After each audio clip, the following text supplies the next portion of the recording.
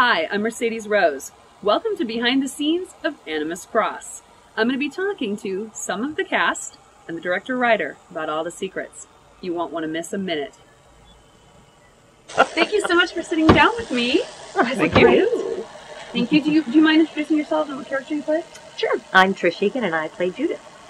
I'm Amanda Steen, or A.L. Steen, and I'm the director, writer, producer, etc. Art department. Yes, art department, and a lot of other things.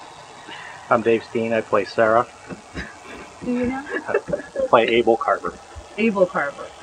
You know his name. Can you allude to, or do you know? I'm sure you know. Has Amanda let you know what happened to your husband? I'm assuming. Oh yeah, we've had discussions about it behind the scenes, sort There's of. Yeah, no yeah. hanky going on that shouldn't be. No. You're completely available. Yeah, more or Abel? less. Abel, completely available.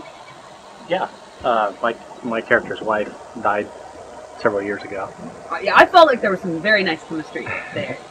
There was a lot of, I know you. Oh, I know you. Very nice. We hadn't seen each other for quite a while either. She looked good though, didn't she, Abel? In that attractive blue dress. And bonnet. It was blue? And bonnet that you love so much. Blue. That was black. Amanda, I love the writing. I thought Thank the you. writing was very good. Again, like I said, my favorite line is, oh, you're a doctor now too? I love that. I love anything that you can add a little bit of humor into the drama. I love that. Can you, Amanda, since I have you on the hot seat, can I ask, what can we expect from next season? Like Jerry said, a lot more action. We're going to add a couple more characters to the mix. Definitely. We're moving slowly towards the town. The town we is do actually Animus Cross. Yes. We do want to show the town since it is the title, eventually. So yeah, we will have some building to do art department wise there. So we're kind of pushing it off because of that, but eventually, yes, we will see the town of Animus Cross. What is your hope with this? Where end all be all, what would you like to see happen? I like the idea of keeping it small, in that, family oriented and local actors. We're trying to make it a Northwest project as much as possible, other than Nashville. But I want it to be successful in what it is right now. It's comfortable right now. If we can get sponsors, that would be great, because then we could have the money to continue what we're doing, which I think we've got a good thing going. But at the same time, we're looking at shooting in Portland as well, around the area. It's just wherever the story takes us, whatever. Obviously, since we have a lot of Portland actors, it's a little easier to shoot here. But we have a lot of freedom with that property up there to do whatever we want art department wise, like build a town. Right, yeah. I don't see it being, if we wanted it to be bought out, it would be somewhere down the line when we're all tired of it. Yeah, if we all couldn't go with it, I think it would be the only time to let it go would be if we're all done. Well, I love the idea that you took what you already, you already had these talents and just put them all together and used what you had and brought in what you needed. And that's my whole philosophy in life. Know what you know how to do and who to hire for the rest. And you're golden. It was an amazing juxtaposition of a lot of people in the right place at the right time, with both skills and personalities that meshed as if they had been planned that way. For a fly by the seat of your pants in some ways, shooting schedule in a place that you couldn't ever know exactly what you were going to be dealing with, it was as flawless as it could possibly have been, even being in that cold water at 4 o'clock in the morning. Well, I don't think you could have done it with a bigger crew anyway, because of the nature of the number of pages we had to shoot, the time and everything like that, and so the crew had to work together. Had to work together very well and quickly. Yeah. And quickly. And quickly. Yeah, because we were doing so many setups. And, I mean, we had dolly track, we had everything. A bigger crew, it just doesn't, it's not as easy to move as fast with a bigger crew. And we found out that it can be done. Absolutely. It's a little harder, but I think at the end of the day, you're a lot more satisfied. At least I was. But all I had to do was look through the lens. But we're fortunate enough to have the property that's been in the family since 1931. And a big chunk of property that's still woods, still beach, still, so we didn't have to shoot around a lot of houses. Didn't upset the neighbors. Well, I think we did that a little. The lights were on, and it's like, what's going on over there at 2 and 3 in the morning, So. We're just playing with the camera. Trish, why did you want to do this series? What did it do for you?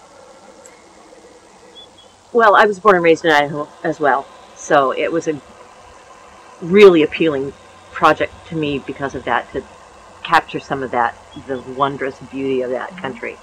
And she's a fabulous character, and very independent and very driven, and absolutely maternally fanatic about taking care of her daughter and dealing with whatever comes along the way. So I like the air of mystery that's kind of behind it, and is going to continue to be behind it in different sorts of ways as we move forward. So it had everything you could ask for. Plus you got to work with So her. it was a perfect project. Yeah, well, you were beautiful. It absolutely worked. Oh, thank you. Very believable. You look so timeless. You know, I always worry about that when you start getting into another time period. And, you know, I always get, your hair's too contemporary or whatever. But you totally right. Did you know you were going to have to be in front of the camera when your daughter called you up and said, "Hey, Dad, can we come shoot on the property? And by the way, I wrote a character and you have to play it"? Right. Yeah, I knew. So I've been dreading it for months. Yeah. Tried not to think about it. Well, actually, I was concentrating on everything else, and then there was a lot to do, and then to do the character, actually, I hadn't done any acting for a long time, so it was funny to see him dropping all the cords and the cables and stuff from the camera, and then running over to do a scene. Well, I was in costume sometimes, still trying to do some of this stuff, but if we had a wardrobe person, they would have gone nuts. Yes, you would have had people freaking. The horse. Can you actually ride a horse? Do you know how to ride a horse? Oh no, that's what I thought when you shot, and they shot it, and they're like, "Then there's no horse." I'm like, he doesn't know how to ride a horse. No, he despises horses. Yeah, I just. So the line was I don't prophetic. Right. Yeah, and she brought that in because she knows I don't like to ride horses. And I will ride a horse, Amanda. I got bucked off when I was a kid, and I never got back on again, which you're supposed to do. But the horses that are in the movie, I went and shot those at another ranch. Was it safe there at a distance? Right. Well, they were running right by me. That was kind of cool. But Webstairs are definitely the wave of the future. You were right on time. But do you think you could have seriously picked a more difficult? You picked like all the most difficult things. I don't know. Let's do it in 1850. 1867. I knew 5 minutes ago. Yeah, you picked all of the really, really difficult stuff and made it work. I did it mostly because I wanted to do something different. Everybody started out doing comedy.